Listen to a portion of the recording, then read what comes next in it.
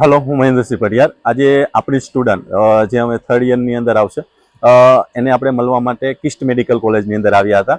અને કાલથી જે 2025ના જે સેશનના જે સ્ટુડન્ટ છે એને પણ મૂકવા માટે આવ્યા હતા. એમની પણ 9 તારીખથી કોલેજ સ્ટાર્ટ થઈ રહી છે.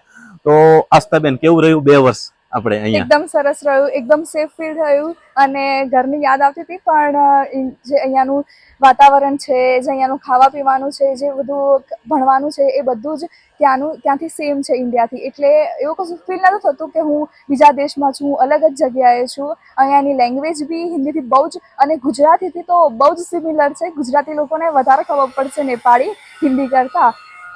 એટલે મને તો બહુ જ સારું લાગ્યું કિસ્ટમાં એડમિશન લઈને. સ્ટાર્ટિંગમાં MBBS થોડોક ડર લાગતો હતો, પણ એ ડર ધીરે ધીરે ઓછો થઈ ગયો. કેવી રીતે ભણવાનું છે, કેવી રીતે શું કરવાનું છે, બધી ધીરે ધીરે ખબર પડતી રહી.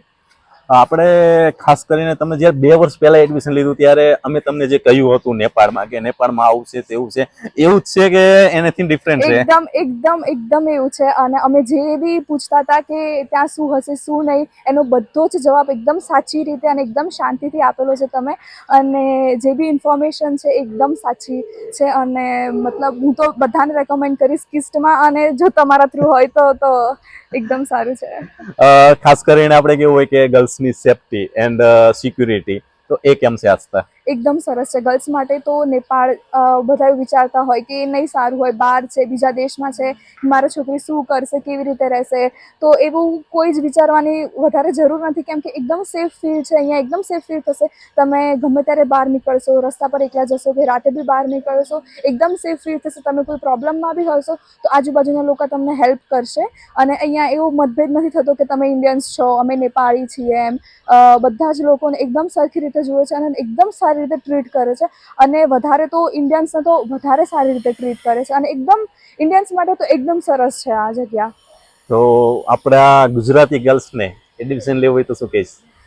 હું તો કહું છું કે આવો, અહીંયા બહુ જ સરસ છે એમ. કે કિસ્ટનું ભણવાનું વાતાવરણ, ખાવા પીવાનું અને જે બધી જ વાત આપણે જોઈએ એ બધી જ એકદમ સરસ છે. થોડુંક એવું ફીલ નથી થતું કે ઇન્ડિયામાં છીએ કે નેપાળમાં. ક્યારેક તો અહીંયાની સ્ટ્રીટ થઈ ગઈ, અહીંયાનું ખાવા પીવાનું થઈ ગયું, એનું એટમોસ્ફિયર થઈ ગયું, બધું જ ઇન્ડિયા જેવું લાગે છે. આપણે જ્યારે આસ્થાબેને એડમિશન લીધું ત્યારે તો ગુજરાતની સેકન્ડ ગર્લ્સ જ આસ્થા હતી. હા. અને હવે તો ઘણા બધા સ્ટુડન્ટ આપણા ગુજરાતીઓ થઈ ગયા છે. તો થોડુંક ફીલ બી અમે ગુજરાતી વાતાવરણ જેવું અહીંયા ગાણે થઈ ગયું છે. કેમ કે નેપાળની અંદર સૌથી હાઈએસ્ટ ગુજરાતી સ્ટુડન્ટ હોય તો એ કિસ્ટ મેડિકલ કોલેજની અંદર છે અત્યારે.